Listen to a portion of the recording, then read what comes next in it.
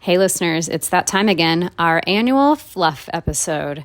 If you are someone who normally listens to the podcast, this might be a fun one to watch. Hope you enjoy. Who said, LabVIEW is the language that I love? Welcome to the LabVIEW Experiment. I am your host, Sam Taggart from SAS Workshops. In my 15 years of working with and training developers, I've had the opportunity to conduct a lot of experiments. Over here, we believe in embracing failure as the essential learning experience that it is. And what better way to learn than from other people's mistakes? In this podcast, I talk to industry experts, colleagues, and friends about their failures and how they have turned them into future successes. All right, so I am here today with Taylor. Many of you met Taylor at GDevCon N.A. If you noticed that things went smoother this year, she is why. So thank you, Taylor. You're welcome. You're welcome.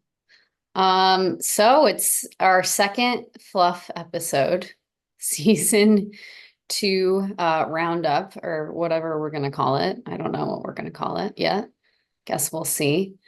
And this is our 50th full episode. Yeah, and we did a couple extras with Steve and various other people too. So yeah, so I mean, this is technically 53, but full episodes, it's number 50. So that's pretty exciting stuff. that's 2 years. I don't think most podcasts last beyond like 10 episodes or something. I don't know. There's some stat, I forget what it is, but it's pretty low. I wish I knew that stat.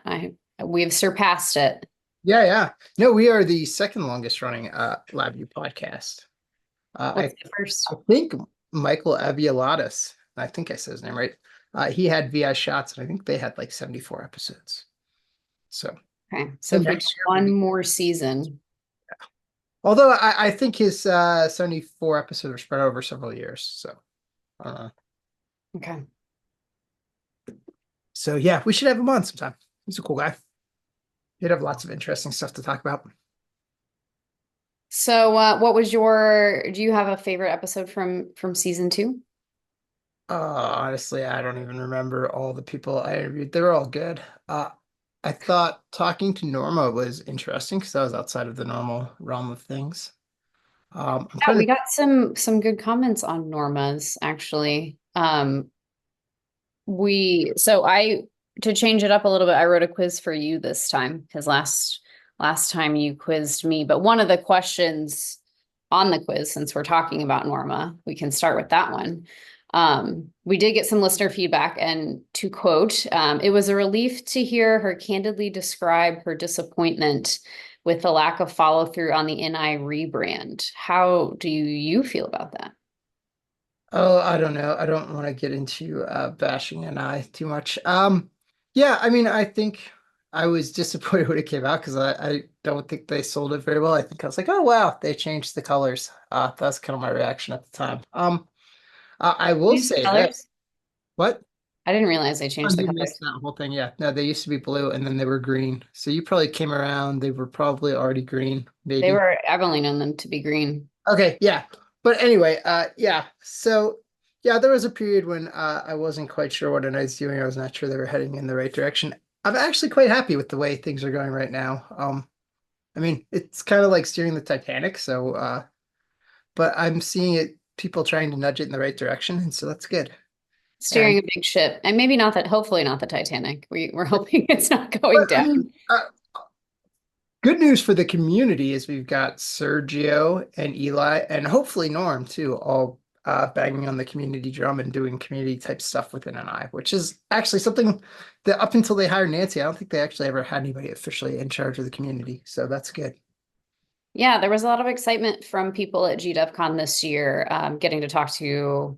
I mean, I think I'm not for sure on this, but I feel like this is the most amount of N.I people we've had current N.I employees attend at a time. Is that right? I'm keeping track. I know the first year they sent a handful, and last year they sent a couple, and yeah. I know it's been a presence every year, but yeah, from the feedback that we've been getting so far, people were really excited to have them there and be able to chat with them about what's going on and everything else. So Yeah, well, and I used to do the CLA summit where they invited all the certified LabVIEW architects, and they used to do it in Austin, and they would have a bunch of R&D people there that you could talk to. So I think people missed that.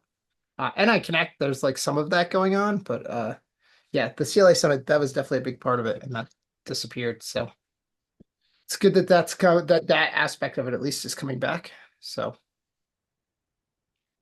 All right, are you ready for the rest of the quiz? Should I keep score on how well you're doing on this? not that I want to know, but okay. I'm gonna take a big drink so I can blame it on being drunk Oh, that's right. before I Pause. do a mimosa, but like yeah, they didn't have You any. didn't get mimosa supplies? No, I did not. I walked the What are place you? down the street. They had champagne, but they did not have any orange juice. I could probably have found some, but I was just I'm not putting orange juice in that's mine because it's cider. the afternoon. Oh, well, I got cider instead, so cider's good. It's sweet. It's like, one's made from fermented grapes, one's made from fermented pears. Same thing, different type of Oh, fruit. is that from Stem Ciders in Denver? Yeah, it's pretty good. I like that one. That one's Yeah, pretty good. get them to sponsor us. I'll drink one on air every time or something. Yeah, Stem Ciders. You want to sponsor a software podcast? Yeah. Hey, they're good. So, oh, Programmers drink too. I mean, just come to another week or do you need us to test your equipment, Stem? yeah. No, yeah, we can make sure you're brewing at exactly the right temperature. Although I don't know, is it even brewed? It's probably just fermented, right? No idea. Either. I don't know how that makes. Here's the 2 years of the LabVIEW experiment. Yeah. Here we go. Yeah, last year was the first time I'd ever had a mimosa, to be honest. So I know. I'm just champagne. happy to share that experience with you. Yeah. Well, the place where I used to co-work, they had a cafe and they used to serve mimosas, but I just never bothered. I would always go for the breakfast old fashioned. I'm pretty sure you said that on last year's episode. I Cheers. repeat myself. Woohoo. I was gonna say, have I gotten any better about repeating myself? I know you were making fun of some of the phrases that I say all the time last year. All right. First question in the quiz. I kind of had these in order, but I may have to jump around because you just keep prefacing them. How many times did you say very interesting this season? Probably a lot because that's kind of my go-to and I don't know what to say. Interesting topic. Very, very interesting conversation. Yeah, that's interesting. That's interesting. Really all that interesting. So, yeah, that is very interesting. It'll be interesting to talk about, perhaps. That was always never really that interesting either. I had an interesting conversation. Interesting. Can you tell me about your most interesting project? So that's very interesting. Do you have a guess on how many? 25, because there are 25 episodes. Wow. I What? know that it's more than that, but I don't know how many it actually. Really? You just like stopped counting at like 50 or something? I've stopped counting after like the fourth episode. Oh, okay. So you said interesting a lot of times. If anyone wants to go back and count and tell me, that's great. But I Ah, do not actually count. there you go. All right. Who said LabVIEW is the language that I love? Almost all our guests, except for like the one or two that weren't LabVIEW programmers. LabVIEW. I don't know, Katya. No, it was Darren. Oh, well, okay, that totally makes sense. Yeah. Yeah. That was a good episode. I was really happy we started off the season with that episode because I felt like it was right after the acquisition and people were kind of unsure of what was going on. I feel like Darren kind of put some reassurance out there for folks. Yeah, no, Darren's good about that. Darren's always positive. And also he's always got cool stuff to talk about, and he knows a heck of a lot about LabVIEW. Nattinger, the tiger. Yeah, like You, Tiger. yeah, you'll when everyone gets a chance to watch the videos from GDevCon, you will know what we mean. I threatened to replace his cheeseburger icon with Tony Tiger eating a cheeseburger. I think sent me one. I was going to go on the GDevCon website and do it, so I haven't got around to it yet. I should send it to you so you can replace it for me. Yeah, that'd be funny. I'd be happy to. Yeah. Okay, next question. What are Kyle Arate's 5 goals for software engineering? Oh boy. Oh, this was the thing about like I'm trying to remember. The first one is like I know the end one was learning. So it's something like make it work, make it work. Yeah, I don't remember all 5 levels. It kind of started off as like just get it done. That ding ding, that's the first one. Yeah.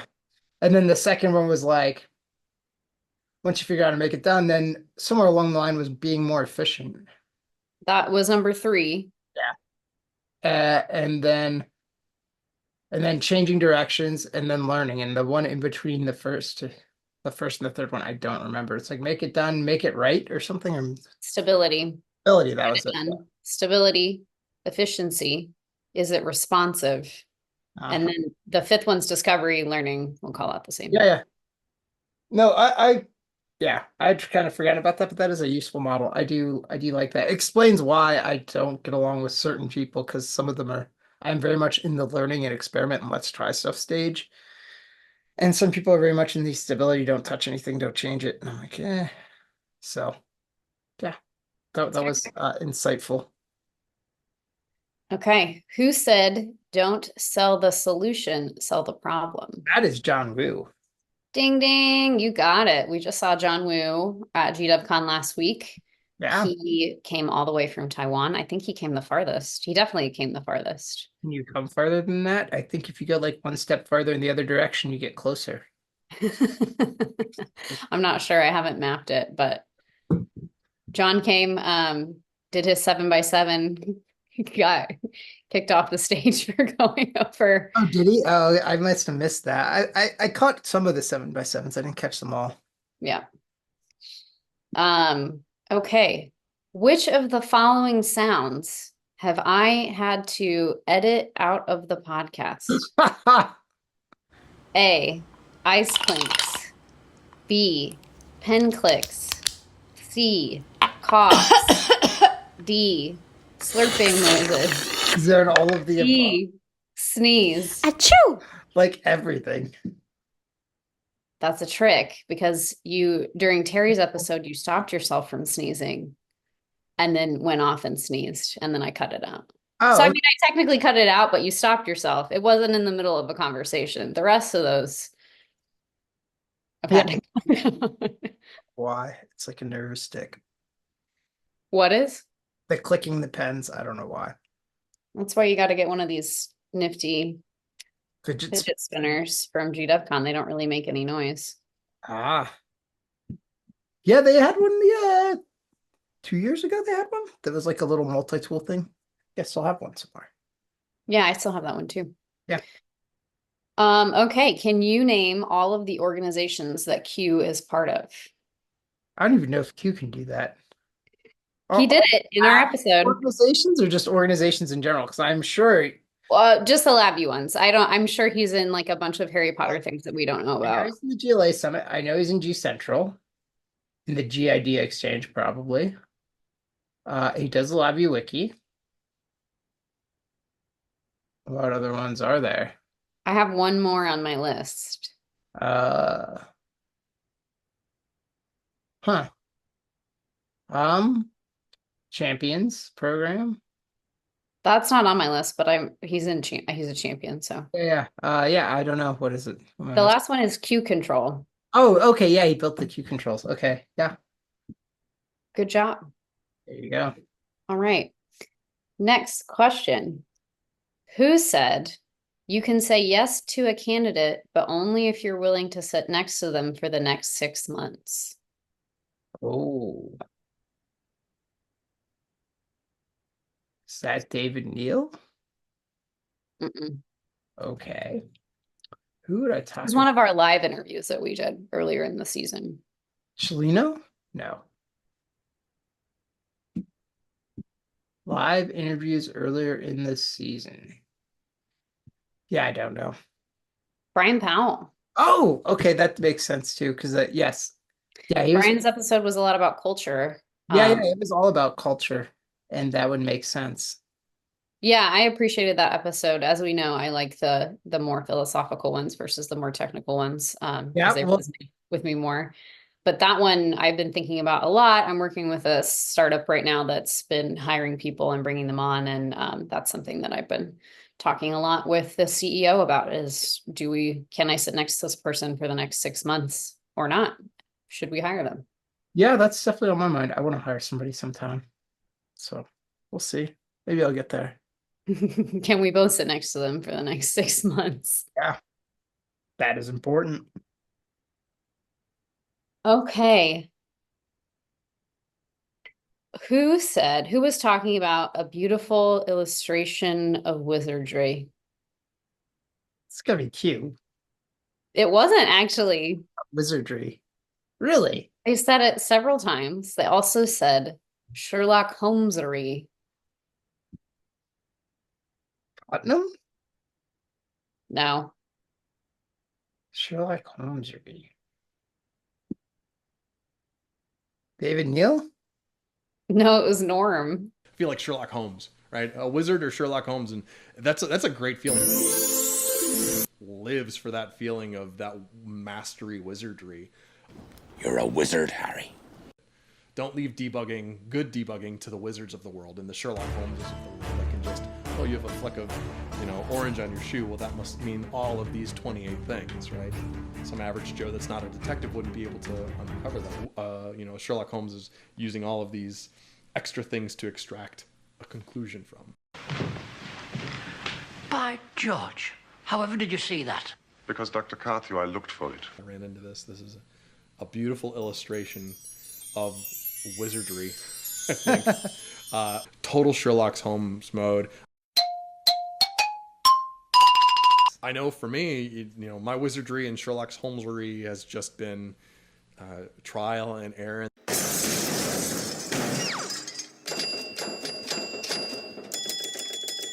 Sounds like a Norm thing.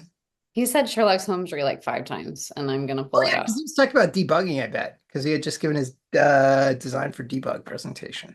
Yeah. So that would make sense, talking about finding clues. Yes. Um, okay, what is a black hole task? Ah, that would be Jason C. McDonald. And that would be something that just basically you never finish. Do you have an example of a black hole task that you've been assigned in your career? Oh boy. I don't know, a lot of legacy code tasks seem like that because it's just never really clear what you're going to do or when it's going to be done. But yeah, I don't know that I have a specific example. I mean, there are some things that people want you to do that just aren't possible, and you're just I can't help you. Yeah, and he was saying you go into it so far and then you kind of get trapped. Is that part of what he was Yeah, talking that about? might be part of it too. It seems doable and then you don't do it. I remember there was a company that wanted me to fix some problem they had, and it was basically they weren't sampling fast enough and they wanted to figure out how to make up for it in software. And I was like, you can't do that. So there are some things that you cannot fix in software. That's good to know. Yeah. Okay. Who was making a living playing poker before they started That was doing Casey. LabVIEW? It was. Yeah, I TBD. remember. He just brought that up the other day when I talked to him. So I thought that was very interesting. Yeah, I used to play poker in the online Texas Hold'em things, but never for money. So Casey does have a good poker face. I would believe that. Yeah, I don't see his facial expressions change too much. I don't know. Maybe it's just around you though. I see him smile occasionally. I've seen it, Yeah. but I don't know. Yeah, I guess you have to have a good poker. Well, actually, I don't know. If you're doing online poker, do you need a poker face? Because can they see your face? I don't know. I guess it depends. Was he doing online poker? Or was he doing in-person poker? I thought it was online. I'd have to go back and re-listen to that. But I thought he said he was doing online poker. Hmm. I know when I lived in Pittsburgh, they put in several casinos in it, and playing poker became a big thing out there. But A couple people mentioned that they'd like to do a poker night at GDevCon next year. So we're definitely going to have another board game night. That was a hit. yeah, I'm sure we could figure that out. All right, next question. Was it Ben Leadham or Nico Naretti that talked about making LabVIEW open source?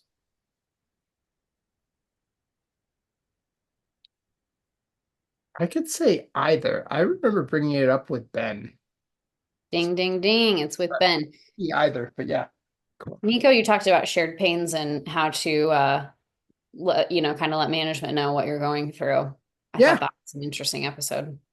Yep. Okay. All right, this is another who said. We get to help grow a tool set used by scientists and engineers to affect radical change in the world.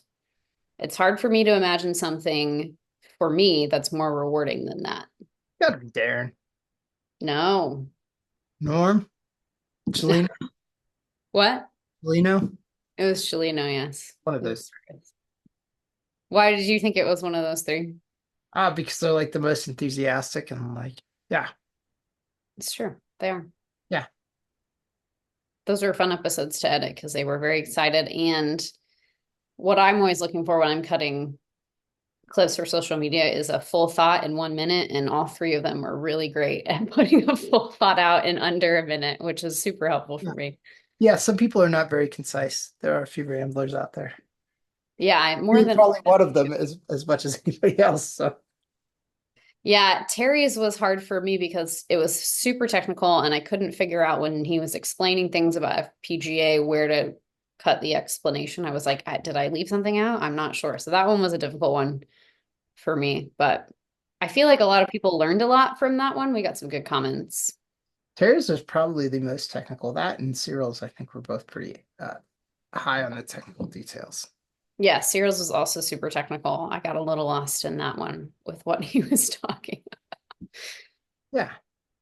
But we had a good mix. So yeah. All right. Next question. What did Jesper say that he brought over to Python from LabVIEW? To Python from Was Lab. it Python, right? Yeah, probably. Yeah. We talked about Python. Jesper's always talking about Python. What did he bring from Python to LabVIEW? Oh boy. Mhm. I don't know. I tend to bring things the other way. I'm trying to think. What would you take from Python from Oh, LabVIEW? no. Sorry. I said it the wrong way. Oh, What did he bring from LabVIEW to Python? I don't know. The care of naming variables. Okay. I don't know a ton about variables, so you'll have to, I mean, you can explain what that means more for our listeners Oh, and why it's important to name variables. LabVIEW doesn't really have variables. We have wires. So. Then maybe I didn't listen to this episode. Oh no, it's I think yeah, naming stuff is definitely a challenge. And in Python, like you have to name everything. Like LabVIEW, you just draw a wire and you don't necessarily have to name it. Like you have to name the input and output terminals and stuff. But I do think naming is hard. Finding good, meaningful names and then being consistent too. Because I see, like, I worked on one project, it was like board ID, board name, board number. And they were all like similar, but not the same. And you're like, which one are we talking about? So, So the names and the numbers are super similar and it's hard to yeah, distinguish what you're saying. yeah, basically, yeah. If you've got two pieces of data that are similar, like, maybe like, yeah, like row number and row ID. Well, what's the difference between the two things?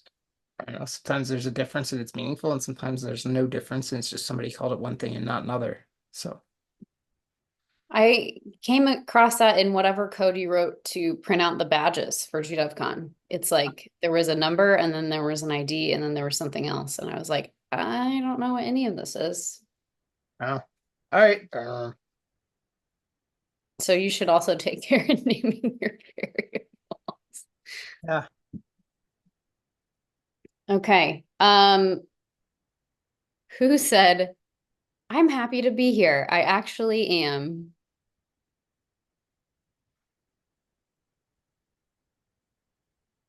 Putnam. Yes. Hey, all right. That was just a pure guess. Yes, it was Putnam. I think you had just called him a dinosaur or something like that, and he said he was actually happy to be here. Yeah, I did make some joke about being old, but His was an interesting one, because he was one of the earlier adopters of LabVIEW, being in the industry in the early 90s. So he's seen quite a bit. yeah, he's got lots of good stories. Nice. Okay. You referred to your tool Blue, your auto formatter Blue, as a broom, B, a mop, C, a Roomba, or D, a dustpan. I'm guessing Roomba, but I don't remember any of that. You did refer to it as a Roomba. Yeah. You want to explain why your auto formatter is a Roomba? Well, I don't know. I guess just like instead of you actually having to go clean things up yourself, you just kind of turn it loose and let it go. And it does it for you. And So, so for those not familiar with the tool, can you explain like what that means, like what it's cleaning up? if you've used the Natify tool, it basically does that. But basically, it does things like move all the controls and indicators off to the side and arrange the labels and turn off auto error handling and separate compiled code. And there's a few other things that it does, like resets the front panel color if it's like some ugly color. There's a list. For the Hopefully, colors, I don't know what the colors do in LabVIEW. What are they? oh, well, I mean, basically, you can make things whatever color you want. So you could choose some ugly fluorescent pink color or something. What are you saying? It works for a room, not for a block diagram, especially when you pick then also a clashing color that goes with it. I've seen that a few times. Hmm. Things like fluorescent colors, but they all clash with each other. You also posted recently that someone put out a rainbow tool for Pride. Oh yeah, that was Felipe, who actually I don't think we've had on that podcast. We should add Felipe to our list. He's cool. Um, yeah, he created something that lets you when you write stuff out to the terminal using like GCLI or something, you can add color to it. So I immediately went and made the output of blue because that was on brand. Seems on brand. Yeah, and I added some other colors to like highlight like, hey, if this thing failed or had an error, it puts it in red, things like that. Nice. Yeah. It staring at a computer terminal of text is kind of boring, but if you add a little color here and there, it can highlight some things. It's pretty good. That's how I feel about my living space. Staring at white walls is boring. That's why if you put, Mm-hmm. you know, wiener dogs on them and robots and Oh, paint that them is like, okay. I can't see that too well. Some pictures and yeah, just a bunch of no, random stuff. because that side of the wall has the tchotchkes, the other side's like blank. Well, so normally you don't get to see this view if you Zoom with me. I have a privacy screen that I put behind it because I do live in a small apartment and my bar is right here. Oh, And I don't feel like that's appropriate to have on Zoom meetings. So I normally have a privacy screen behind me. yeah, yeah. You don't normally get to see the cowboy butt that's right there. Oh, So yeah. hard from this angle. Yeah. Um, okay, the next question, we have to go on a small field trip. For this next question, two of your guests have had the same orange curtains that I have in my bedroom. Can you name who those two guests are? You This guess is you for had our, curtains.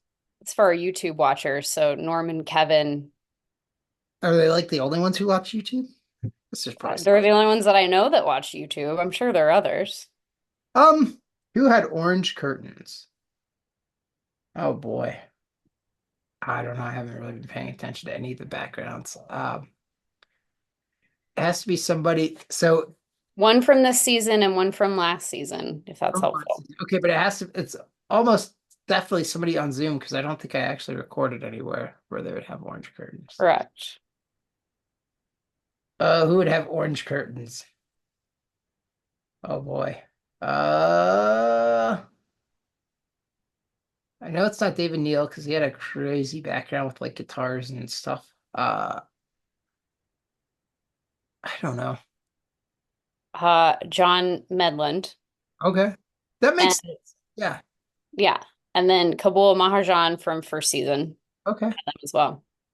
But, Interesting. I was like, I have those curtains. And then I was like, again, I have those curtains. So for That's our people watching, if any of you got that right, 10 points to Gryffindor or whatever house you're in. You had a conversation about swords with Alan and Megan that I ended up cutting out because oh, okay.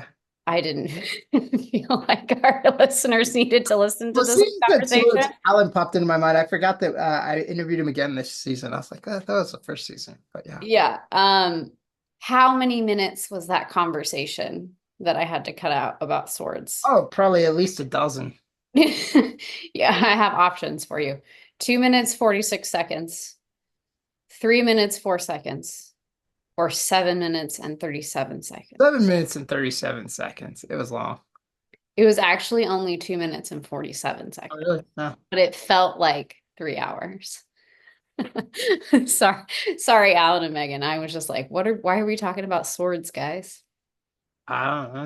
It seemed, I think that probably came from the European CLA Summit because I went to Yes. Plato, which is really famous for swords. Yes, that's how you got to talking about it. I will cut that clip so that and put it on our YouTube so that anybody that wants to learn more about swords and traveling from other countries with swords can learn. Actually, I had an opportunity to buy a sword the other day. They had some kind of Scandinavian festival in Golden, and there's a guy there selling swords, and he had a table full of swords at a thing with a bunch of kids running around. It said, "Parents, please watch your kids. Nobody under 18." I'm like, yeah, that's gonna work well with a bunch of kids running around like crazy.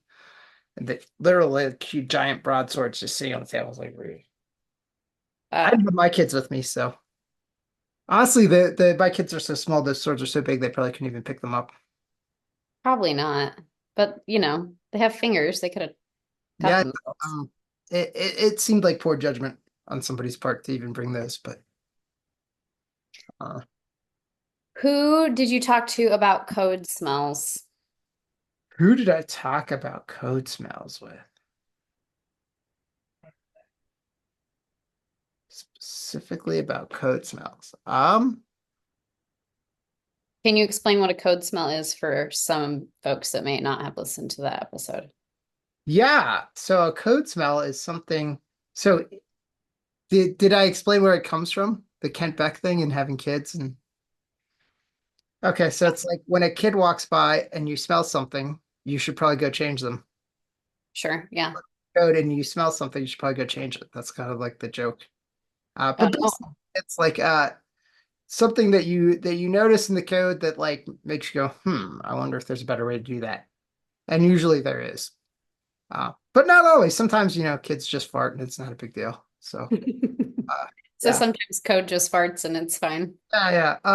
No, I mean, there are certain things like, for example, if you have a function that's really large and doing a lot of things, or a class that's doing a lot of things, or something like that, you might look at that and be like, I wonder if I can make that smaller and separate that out into multiple things or something like that. That would be one example. There are other ones, but that's probably the most common one. Do you remember who you talked with that about? Nicholas Naredi, probably. No, it was Ederson. Oh, Ederson Ramallo. Okay, yes, no, Ederson, yeah. that's right. Yes, because he was the one who did the PhD research on Mhm. yes. Okay, now I remember that. Yep. I think Nicholas Naredi and I talked a lot about code quality too, but I think that was a slightly different conversation.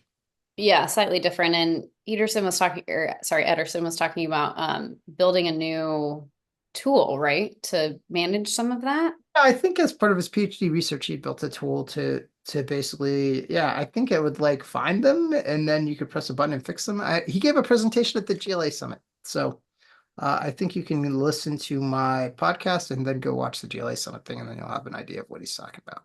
Yeah, and I'll tag that in the show notes for everyone. Um, so this one I think applies to you, but it's a quote from one of our guests who said, LabVIEW appeals to people with an engineering background who don't consider themselves to be a programmer. Do you know who said that? Oh, probably lots of people have said that over the years. Putnam? No. I mean, Putnam would make sense to me because he kind of fell into coding, but it Yeah, was not Putnam. not Putnam. This was in regards to watching a Core 1 class and speaking with a lot of the students afterwards. Or is that Nicholas Narady now? I'm just guessing. I really It's don't. Eli. Oh, Elijah Carey was oh, well, yeah, okay, yeah, that makes sense. Yeah, yeah, there's like the whole double camel thing that people from it I always talk about.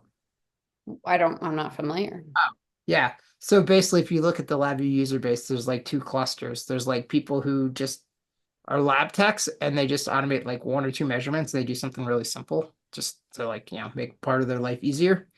And they touch LabVIEW like once every 6 months. And then you have people designing really complicated things, and that's the other hump. So like people work for NASA or SpaceX or something who are testing rockets who are using LabVIEW every day and building really complicated things. Yeah. And so it makes it hard for NI because they're trying to market to two completely different groups of people and they have different needs. So that was Yeah. a challenge. Well, and you weren't planning to learn software until you had to, right? Yeah, pretty much. Yeah, I swear I'd never be a software engineer, and now here I am. So Uh, a good segue into another question. Who said, "Oh no, not software"? Norm? No. A hint, they're on the GDevCon board with us. Really? Well, that would probably be Ed. Yes, it was Ed. So Ed, like yourself, was not planning to be a software engineer, but got thrown into it. Yeah. Yeah, I don't know. For me, it was I could not see staring at lines of text all day and just making websites. So the fact that LabVIEW is graphical and I can look at drawings, even if they're not necessarily artwork, and then the fact that I can actually like make things move in the real world, makes it a little bit different. I couldn't stand to just stare at website code and like build websites and databases. Not that interesting. Yeah. So how soon into your career at Westinghouse was when you got put into Core One, correct? Yeah, so pretty much I started working at Westinghouse, and the very first thing I did was I inherited a 15-year-old circuit board tester to test 40-year-old circuit boards. And the circuit board tester was so old they had to buy parts off eBay. And the LabVIEW code was when people talk about spaghetti and you open it up, this thing had like, I don't know, a sequence structure stacked 17 frames deep because they had to initialize all the global variables in the correct order. And it's just like classic, just like a giant mess. And yeah, that was my introduction to LabVIEW. And I mean, being an experienced LabVIEW developer, walking into that, I'm sure you would be kind of, you know, frazzled by it. But someone who's never looked at a piece of LabVIEW code before, how are you feeling Oh, I about was frazzled. I was more frazzled by it then than I am now because now I know how to deal with that type of stuff, or at least have an idea. Back then, it was just like, I don't know. I guess this is what you do. Like, I don't know, but I definitely like looked at it and I was like, I was like, how are you supposed to figure all this out? So I know this is a conversation that we have a lot about legacy code and how to deal with it, and everybody has different ideas about it, but especially for some of our less experienced users, listeners, what would be your recommendation? Well, so I mean, initially, like, there's this like urge to want to throw it away, but this particular code was like it was a $250,000 circuit board tester. They had like six of them, and they tested all these nuclear circuit boards for nuclear power plants. Well, the circuit boards weren't nuclear, but they controlled the control rods and stuff. And so they had like, I don't know, 250 test sequences that they'd written to test all these boards. So like they had like a ton of money invested. They were not gonna like just up and change it on a whim. So yeah, I mean basically my philosophy for several years was don't touch it any more than I absolutely have to. And I managed to get away with that for quite a while. And then at one point, I kind of figured out what I was doing. I made some suggestions, and they never listened to any of my suggestions. So I don't know. Eventually, after I left, I heard they paid Bloomy a bunch of money to rewrite it, and they did a horrible job. Not to say anything bad about Bloomy, but just because like nobody really knew how that machine worked after I left. I don't think anybody had a clue. So Yikes. happens. Yeah. Yeah. So I have heard through many of the seasons that it's like the instinct of younger developers to want to come in and scratch all legacy code, but you had to stick with your legacy code in that situation to make it work. Yep. So I guess try to make it work before you scrap everything is your advice to younger. I have a blog post about it, but yeah, I mean, my advice is, yeah, it's worth trying to refactor stuff because even if you're not successful, you're at least learning what the thing does. Because usually part of the problem is nobody actually knows what the thing does. And Mm. so, like rewriting, I mean, look at NXG, right? Like that was a rewrite that failed. I mean, I think there's a risk. If you can do the refactoring, it's a much lower risk. If you rewrite and you just throw stuff away, well, then if the rewrite doesn't work, you're stuck right back where you were. You haven't made any progress. If you refactor slowly, you're slowly making things better, and there's less chance of breaking things. Because like any program that's been around for a while, if it's still generating money, like people have fixed bugs and things in it, and there's a lot of like knowledge there that like is not obvious. So Yeah. yeah. So when you rewrite, you lose all the bug fixes and little corner cases that you didn't think about. So Makes sense. yeah, I think I mean it's part of it is approaching it from a business perspective instead of just like, oh, I'm a coder, I want all my code to look pretty and be the nicest code and blah blah blah. So yeah. okay. Next question. Um, this is a question that I stole from one of our listeners, John Medland. Thank you for putting this in. This is what he had to say about Terry's episode on FPGA. I really enjoyed the discussion of security and how it applies to both real-time targets and also the software supply chain. How do we think about third-party libraries we include in an application? That is a very good point. And I has been talking about this a lot lately, actually. There's a guy, Steve Summers, who actually we should probably have on here at some point too. And basically they're getting a lot, NI is getting a lot of pushback from governments and government agencies who want more security. So like, governments have purchasing power and they say, hey, you can't sell us stuff unless you meet these procedures or whatever. So there's a lot of that going around. As far as supply chain stuff, I mean, that's a tough one. I don't think any ecosystem really has that figured out. Luckily, I don't think hackers have discovered LabVIEW, so that's not really a problem yet. But it easily could be because I mean, if you download a package from VIPM, when you install it, it's running code on your computer. What's it doing? I don't know. I mean, the good thing about VIPM.io is that most of it's open source, so you can kind of look at it and get an idea of what's going to happen. But yeah, and then there's also just like managing dependencies in general, like making sure that they're available. You build it with one version of something and then somehow that version disappears and you can't find it anymore. Well, what do you do? So, so yeah, it's a complex topic. I do not have anything to add. Well, and also too, the other thing, like a lot of there's like it's just a big topic. And it's way beyond LabVIEW. Like one of the other things is like, okay, do you always pull the latest version? Well, that's great because you get all the latest security updates and stuff. But if somebody slips something malicious in and you pull it down, now you pull down malicious code. So would you have been better off not pulling down every update? I don't know. I mean, I feel like the airlines probably would have been better not pulling down the update that they pulled recently, but Yeah, but see that right there's a case in point, right? So CrowdStrike, the software is a virus detection software, right?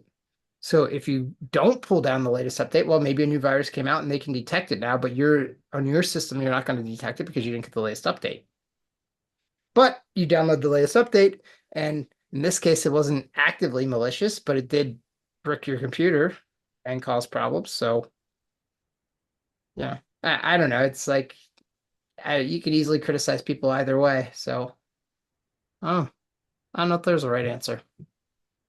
well, in the case of CrowdStrike, we've talked a lot about, I know I've heard you have the conversation of, the person cleaning the data center who, flipped a switch or whatever and got fired because all the stuff turned off, or like the developer that was on their first day of a job and hit one line of The code and it. instructions, yeah, but the instructions were bad. Yeah.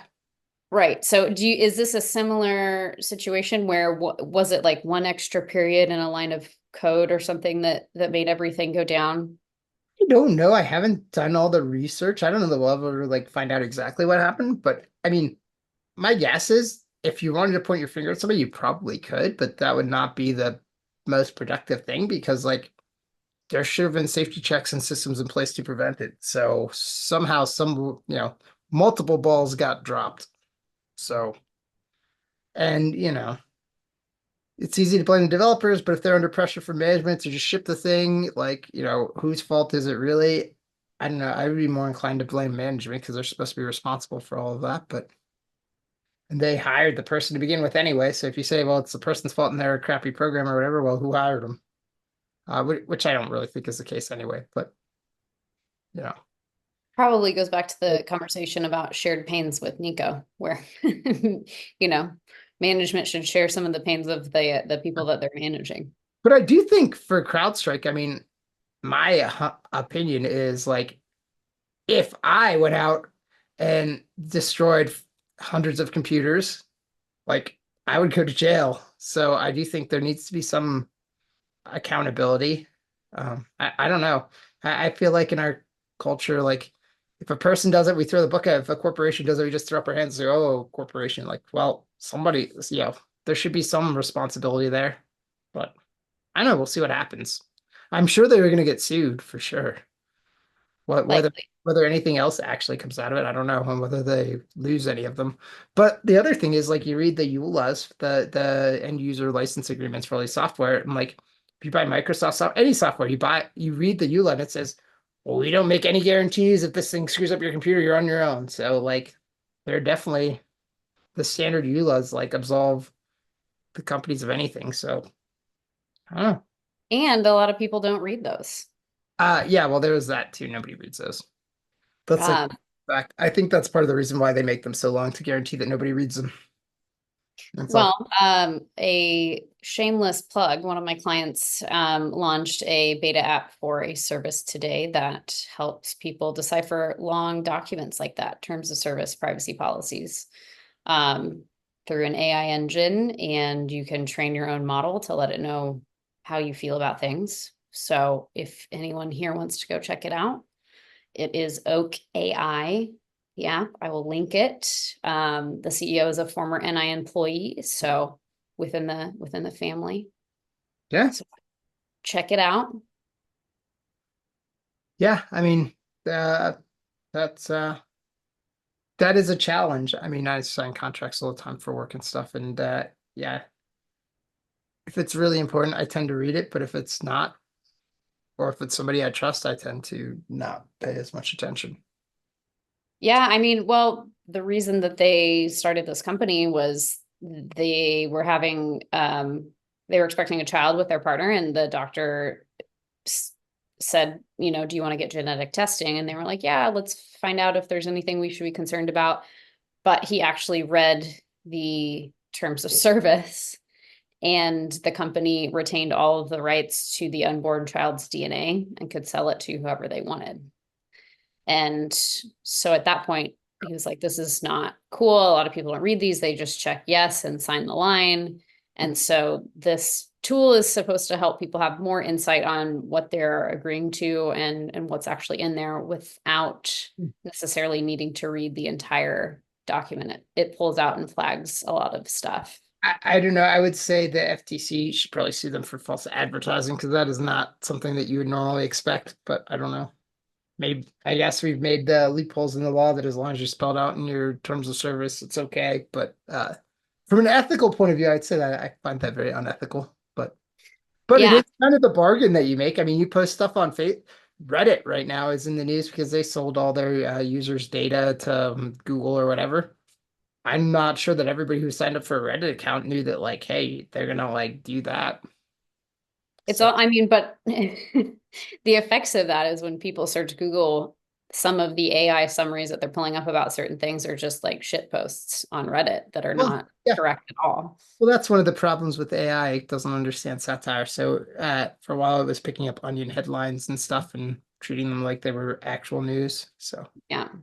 yeah, no, not a fan of generative AI, but oh well.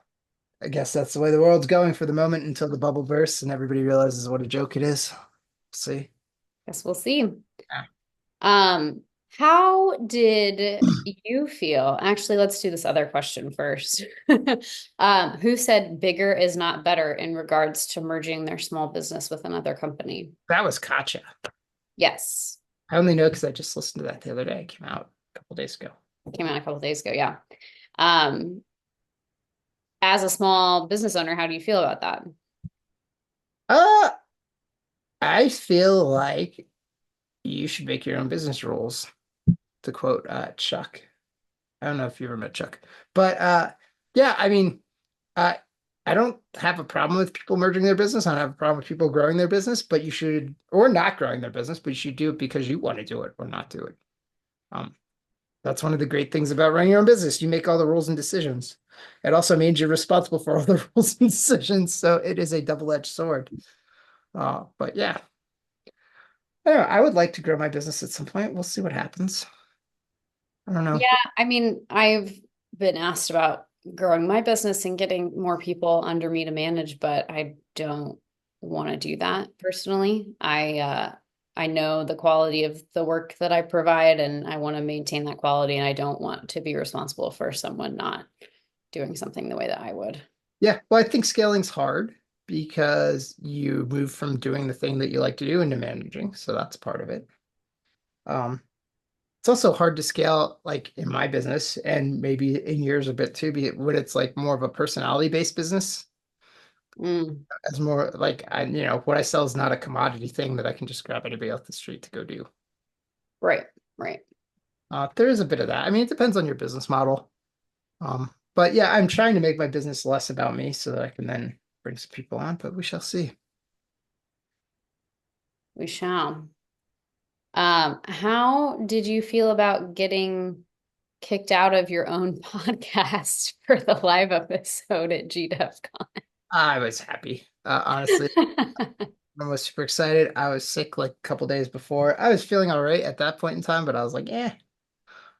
I do have to say, sitting on the sideline, there were a few times that I wanted to inject my point of view and I wanted to mention some things and maybe take the conversation a slightly different direction. But overall, it went well. I was happy. It was good stuff. I think they covered a lot of important topics, so it was Yeah. good. So behind the scenes details for those of you who were not at GDevCon, Sam was a little bit sick that week and we weren't sure that he was going to be able to present the LabVIEW experiment or his presentation. So I took the reins and got the LabVIEW experiment handled. When I asked Norm, I think I got to moderate. I think I got like 4 or 5 gifts of him being like, yes, he was so excited.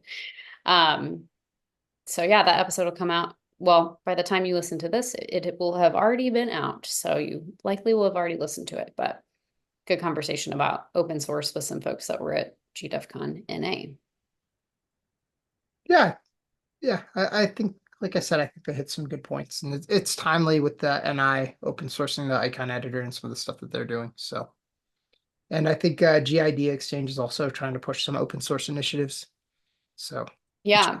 cool, actually. I think I've been talking to Casey and both Eric's and Jasper and some of the others, and yeah, they're trying to push having like periodic mob programming sessions where we all get together and work on some open source stuff. So I think that's Yeah, that was part of Casey's 7x7 presentation, which I don't believe will be live by the time this episode comes out, but we'll make sure to put it in the show notes afterwards, talking about that. But you did a mob programming session during our open community time at GDevCon N.A. How did you think that went? Oh, I thought it went very well. It was probably the most fun thing I did the entire time. So I enjoyed it, and I think everybody else did. Have got some feedback that it was really great and super fun. So Yeah, it was me, uh, Eric Schleiper, Beth Heath, Eric the Butcher, Eric Kiefer, Yeah. No, Stephen the Butcher? or let's say it. Yeah, it's Stephen the Butcher. Why did I say Stephen the Stephen? Butcher. You said Eric the Butcher. No, it's Stephen the Butcher. Yeah, Steve Kiefer. He's from North Carolina. How did he get that name? Did he just give it to himself? I heard this story at Something GDevCon. about Darren. I don't I know. think Darren told me. He was trying to be all Homer. He's like, yeah, he's like, Darren's like, do you write LabVIEW? Because like I butcher LabVIEW code, and so Darren's like, Steve the Butcher, and so I think that's how that stuck. But yeah, he was there, and there. Valerio, and I don't remember Valerio's last name. But yeah, if you know any of them, go talk to them and ask them how it went. But I got very good feedback from them. I think it was, and I did do some programming stuff with Casey and the Erics and Jesper for one of their GID exchange thing, and that went well. So I'm very bullish on mob programming. I think it's a lot of fun. I think it's going to be the future someday. It might take a few years till it catches on, but I don't know. I was convinced several years ago that CI/CD was going to be the future, and I think it's slowly coming around. I hear more and more people talk about it, so I think this Well, is I mean, this feels like a great time to plug your CI/CD course. yeah. Yeah, so yeah, I do have a CI/CD workshop. We'll be offering that so we just set up a new workshop structure. We haven't publicized it yet, but we'll be offering CI/CD in April of next year, DQMH in August, and unit testing in November of this year and next year. Yeah. But if you want to talk a little bit about your CI/CD course. Yeah, I mean, there's a lot of different approaches to CI/CD. Basically, the way I've approached it is creating a template project so that then you can basically just copy this and you copy the template files into your new project, you change a few variables, and it should all run. And so the course is kind of theory of like how it all works and how the template works and those sort of things and some of the things you need to be aware of, and then building up your own template. So you take my template, we look at it, we say, okay, well, what do you want to change? And we talk about how to do that and set everything up. And so And then they have it on their own machine that they can yeah, reuse. the goal is at the end, you have your own template that follows your processes and you just change a few variables and it should all work. And it works. So the course works out off of the GitLab, but you can also use GitHub and Bitbucket and some of those other ones. I haven't used Bitbucket. I've used GitHub. It's not as nice as GitLab, but you can make it work. Yeah, and part of it, a large part of it too, is setting up the runners, so the machines that actually do the work, which is kind of tricky and just getting things to talk to each other. And I mean, the CI/CD thing, the problem is there's a lot of moving parts, and when it doesn't work, it's kind of hard to troubleshoot. So having somebody who's done it before, who like knows what to look for, and they're like, oh yeah, I can look at the problem you're having, and in 2 seconds, I'd be like, yep, but your problem is here. You missed a comma, or you use double quotes, or you use single quotes or something, and fix it and it gets all working. I mean, so I started working on a project with Casey, and like in an hour I had runners set up and had stuff running for them just by copying a template over. So That's awesome. And then with our CI/CD course, you do follow-up emails and calls for support. Is that right? yeah, we can do that for sure. Yeah, I've been trying, so I'll still do the workshops, but I've been trying to get into doing more of this Saman coaching where it's more spread out and it's a combination of doing learning hours and then hands-on mobbing or pairing in the code base. So, the learning hour is like short, it's an hour, it's one tiny little subject, building some habits, and we do an exercise. And I've got a bunch of kata exercises, which are just like throwaway code that like you can experiment on and you can try things and it doesn't matter because you're not going to mess up your existing code base. But then the challenge is, okay, I learned how to do this on this like throwaway problem that's simple. How do I do it on this complex thing? And so then the pairing and mobbing is like, I sit down with you and like see exactly what challenges you're facing. Like, okay, yeah, there's a technique to deal with this or that, and here it is, and here's how we do it. And it works out well because like they both kind of inform each other. So in the lesson, we learn some new technique, then we go apply it to the code, and then we realize, hey, there's a different technique that you need to learn. So then we go back and we do a learning hour on that technique, and then we go apply that, and it just kind of goes around in a circle. It works really well. Yeah, and we do these classes privately. So if you want to do them with just people that are in your company, so you can bring your own code, that's something that you do. But we also do in group settings where you have more of these generic examples that we don't tie directly to what you're working on. Yeah, I could totally just do generic, just like the learning hours part is pretty generic. So, Yeah. yep. And then, so that's CI/CD, and then we will have a unit testing workshop coming up in November. So do you want to give a brief overview of what unit testing workshop's like? Yeah, basically it just starts out with how to write unit tests, and then and there's so starting with really simple unit tests, which that part's easy. There's code that's just like, it's a formula, you put in some numbers, you get out some numbers, that's not a problem. But then you get into more complicated stuff like, hey, it involves reading stuff from a database or sending stuff over the network or dealing with files or hardware and stuff, and that gets really tricky. And so there's a whole bunch of techniques that we've developed over the years to tackle some of those problems. So we talk about that and writing more complicated tests. And also a large part of that is writing testable code. And then that can be just on its own, or it can be combined with a test-driven development workshop, which talks about like the benefits of writing the test first and using the test to kind of help you design your code as opposed to trying to do this big design up front. So those are kind of related, but also separate topics. So Got it.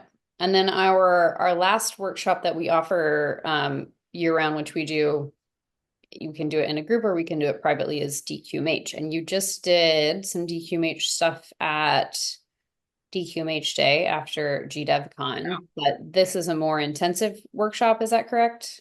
yeah, so I did a 2-hour thing at DQMH Day on managing dependencies, which actually I'm going to add to the DQMH workshop. So basically, a DQMH workshop, it's like 3 days. The first day is just like, what is DQMH? How does it work? How do I use all the tooling? Second day is kind of a design exercise of like, okay, I got this problem. How do I decide what my modules are and what the messages are and how they get routed? And then we talk the last day, we basically just do a kind of a workshop. Would be the best way to describe it, but basically you bring in your code and we do an exercise where you take your code and create some DQMH modules and I kind of help you with that. And there's some other topics that get covered in there too. So we talk a little bit about like distributing code and making templates and packaging code in VIPM and PPLs and stuff like that, which is actually really useful stuff to know like outside of DQMH, but we apply it specifically to DQMH there. So and Fab has some other units that we can do on unit testing for DQMH and things like that. So it's kind of like there's a bunch of little blocks there and we can kind of pick whichever ones people are most interested in and do those. And then it usually ends with the exercise the last day. So And what does DQMH stand for? the DQMH queued message handler. No, what is the D? The DQMH queued message handler. Isn't it Delacorte queued message It handler? used to be Delacorte, but then it got rebranded as DQ. So it's like a recursive acronym. Now it used Did to that happen in the last year? that happened whenever Fab went Because off. I got this question right on the vocab test last year. And Oh. now I feel like I'm not getting the question right. Yeah, no, I mean either one's correct, but yeah, officially it's now the DQMH queued message handler. So it's like one of those acronyms that was like not an acronym anymore. I had this conversation actually with Tyler Junk, who worked with Jeff DeBoer at Chamberlain. We were talking about the FFA because it is no longer an acronym, but Wait, it used what's to be. FFA? It used to be Future Farmers of America, Oh, which I was a part of because I grew up on a farm, and it's like a group you can be in school and do it's like projects. 4-H, yeah. Yeah. It's like the high school version of 4-H, but it is now just FFA. It doesn't stand for Future Farmers of America anymore. They have spread their wings. So is that what DQMH is doing? Yeah, I think so. Fab just took her name out of it. Yeah, well, I mean, I think Delacorte kind of took a hiatus when they went over to Peloton. So yeah. And now DQMH is run by not by Delacorte, but by the DQMH consortium. And Fab's still part of it and she does stuff with them, but yeah. It's its own entity. All right. Well, I'll have to mark that down for my vocab list. We need to have Fab on at some point. Yeah. Is she free game now? Can we have her on the podcast? She should be. I mean, she's been done with Peloton for a little while, but she was on vacation for a while. So now apparently she's back. Flying planes and making pottery. How cool. Yeah. So if you want to be a guest for season 3, we have plenty of spots available. If you go to the link in our show notes, you can find a form to fill out if you'd like to be a guest. It's got some questions that kind of help us figure out a conversation that might be fun for you and Sam to talk about. We're open for season 3. What else? Any other highlights from season 2 that you... Highlights from season 2. Oh boy, it stretches way back. I mean, there was a couple that we did when I was at N.A Connect last year. Yeah. Like Norm and Darren and Chris and Putnam. Yeah, and even GDevCon N.A, because you said Brian's was this season. Mm-hmm. Yeah. I mean, I enjoy it. I've got lots of good conversations. Trying to bring in some people outside of the LabVIEW sphere occasionally. So I think this year. Yeah, we did that with a handful of folks this year, which was nice. Kyle Griffin, Jason McDonald. There's probably a few other, maybe another 1 or 2 in there I'm missing. So yeah, I think that's always good. I mean, I think as a LabVIEW community, we're kind of behind the general software engineering community in terms of knowledge and practices, and so bringing those things in is useful. Yeah, I mean, I got a lot of great comments about the David Neal episode, as well as David being our keynote speaker at GDevCon N.A. It was nice to have someone that understood like the software engineering world, but wasn't necessarily a LabVIEW person.